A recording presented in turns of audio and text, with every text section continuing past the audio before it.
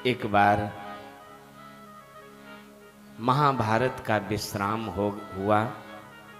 महाभारत का जब समापन हुआ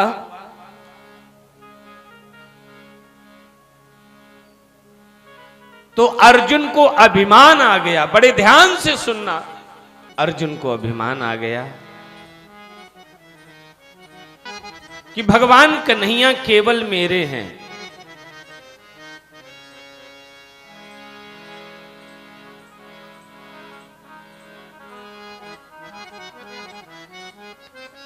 मेरे मुझसे बड़ा भगवान का कोई भक्त नहीं हो सकता है।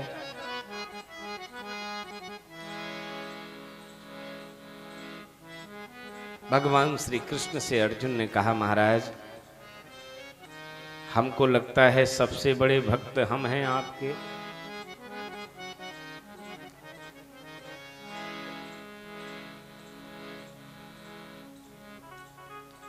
कन्हैया ने कहा, अर्जुन आपसे भी मेरे बड़े भक्त हैं। अरे महाराज मुझसे बड़ा कौन भक्त हो सकता है? बोले हां, आपसे भी बड़े मेरे भक्त हैं। कौन? चलो दिखाते हैं। भगवान कन्हैया ने एक संत का, ब्राह्मण का भेष बनाया। अर्जुन ने ब्राह्मण का भेष बनाया, यमराज को बुलाया, सिंह का भेष यमराज को बना दिया। सिंह बन गए यमराज। और कहां पहुंचे? बोले मोरध्वज के यहां, राजा मोरध्वज के पास पहुंचे।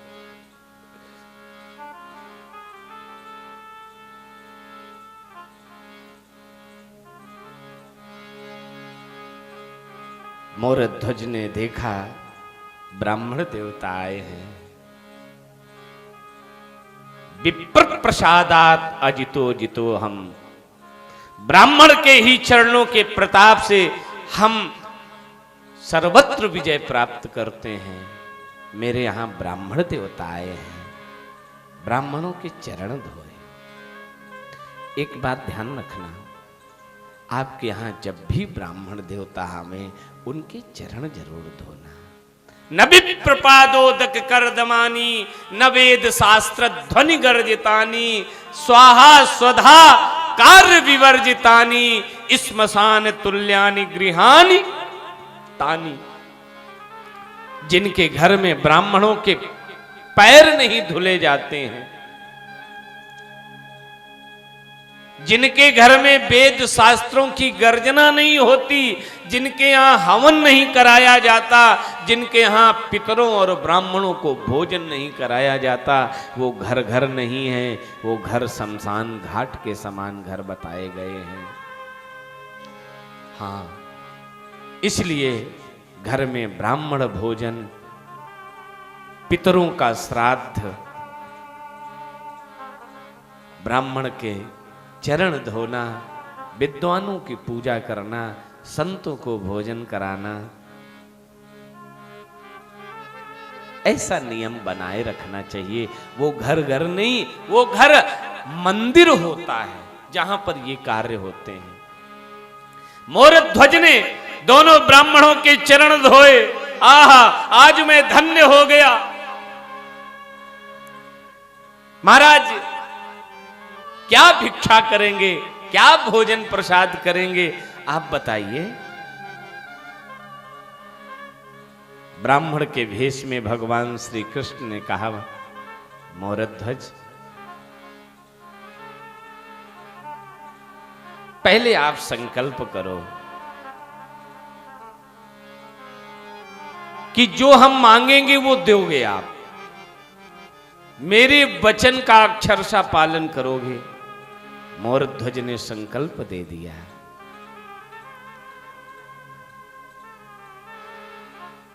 अब प्रभु ने कहा, मोरध्वज मैं भोजन तो करूंगा, भूखा भी हूं, लेकिन मेरे साथ मेरा जो शेर आया है वो बहुत भूखा है।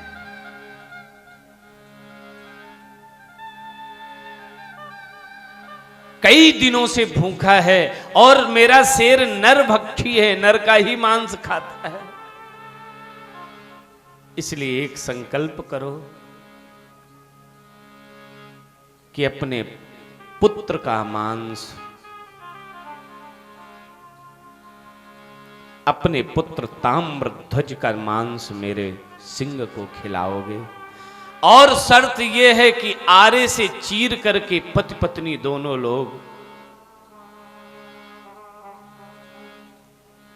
यदि पति पत्नी किसी के आंखों में आंसू आ गए तो मेरा शेर वो मांस नहीं खाएगा और मैं भी भिक्षा छोड़ करके चला जाऊंगा। मोरध्वज अचेत हो गए, अबाक हो गए, निशब्द हो गए। कोई बात नहीं, एक बार पत्नी से पूछ ले। मोरध्वज अपनी पत्नी के पास गए। पत्नी ने कहा चेहरा उतरा है। पत्नी ऐसी होती है, वो अर्धांगिनी ऐसी होती है कि पति की चेहरे की सारी बातें पढ़ लेती है।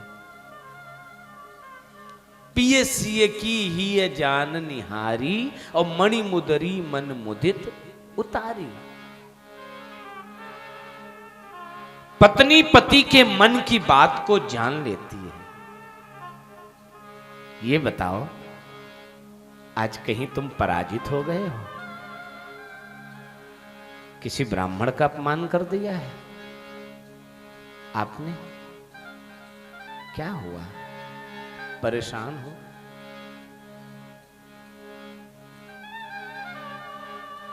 मोरध्वज ने पूरी बात बताई। 2 ब्राह्मण आए हैं, उनके साथ में एक शेर है।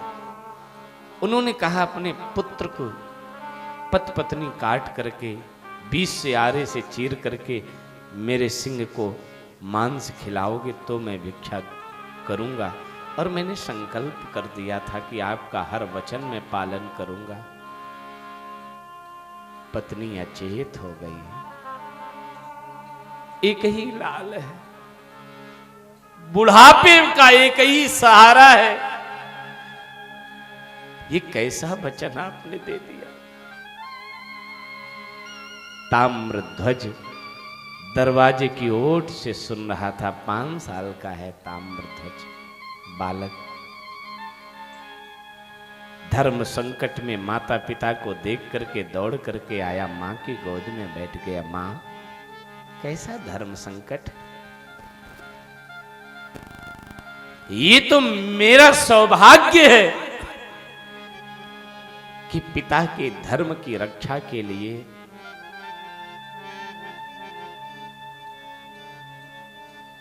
मेरा शरीर काम आ रहा है। मां, बिल्कुल आप चिंता न करो। यदि पिता का वचन पूरा हो रहा है तो मैं अपने प्राण देने को तैयार हूं।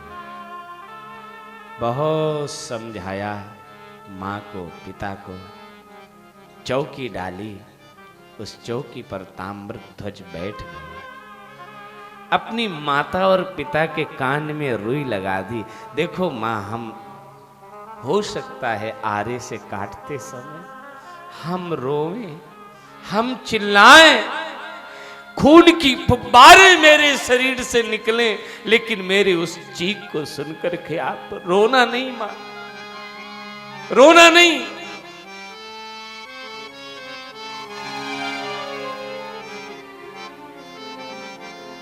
मां ने एक तरफ मां, एक तरफ राजा मोरध्वज ने आरे को लिया। जैसे सर पर आरा रखा, सारी मोह माया से विरक्त हो गए।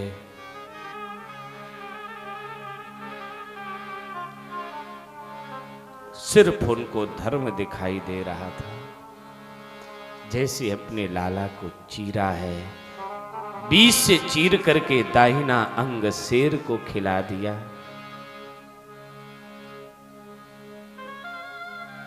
रानी के आंखों से आंसू आ गए। मां की ममता, मां बिलक के रोने लगी। प्रभु ने कहा अब मैं भोजन नहीं करूंगा, मैं जा रहा हूं। मैंने वचन लिया था आपसे कि यदि आंखों में आंसू आ गए तो मैं भोजन नहीं करूंगा, भोजन त्याग करके चला जाऊंगा।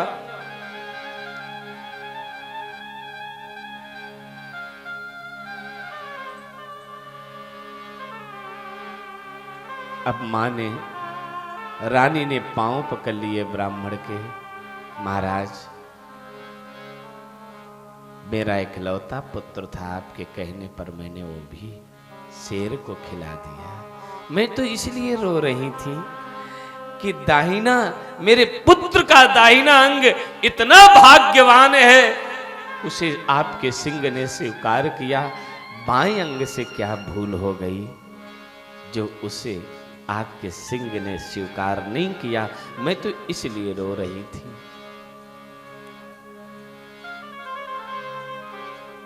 भगवान प्रसन्न हुए। भगवान ने कहा, अर्जुन ने भोजन बनाया, 5 थाल लगाई गई।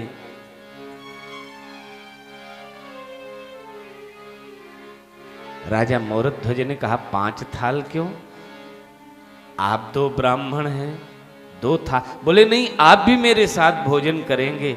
अरे मैं कैसे कर सकता हूं, जिसने अभी अपने पुत्र की बलि चढ़ाई हो, वो भोजन कैसे कर सकता है? नहीं नहीं, मेरे साथ करना पड़ेगा। 5 थाल लगाओ। फिर हम लोग तो 4 ही हैं, 5वीं थाल कैसी? लगाओ तो सही। 5 थाल लगाई, भोजन लगाया गया। प्रभु ने कहा, मोरध्वज से अपने पुत्र को बुलाओ, आवाज लगाओ। रानी नाराज होने लगी, प्रभु कैसी बात कर रहे हो? अभी हमने आरा से काट करके शेर को खिला दिया अपने पुत्र को, अब वो कहां से आ जाएगा? प्रभु हाथ धोने लगे, तो मैं जा रहा हूं, भोजन नहीं करूंगा, निसंतान के यहां मैं भोजन नहीं करूंगा, पहले पुत्र को बुलाओ।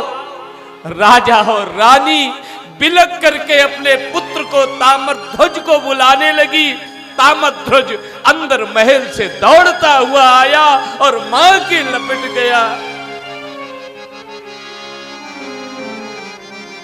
मां की आंखें भर आई, बात्सल्य उमड़ आया। ताम्रध्वज ने कहा, मोरध्वज ने कहा, सरकार आप हैं कौन?